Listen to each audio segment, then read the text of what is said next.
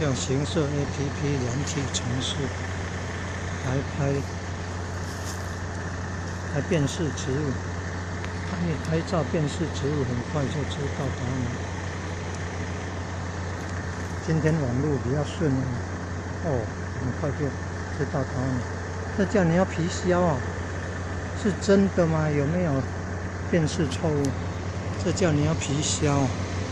哎，怎么很像牵牛花啊？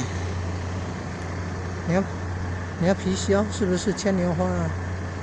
你要皮削，怎么很像牵牛花？你看，哦，原来这个图还可以这样啊！哎，图还可以这样拉过来看哦。啊，这个是牵牛花嘛？这个常看过了，常看到了这个，都称为叫牵牛花。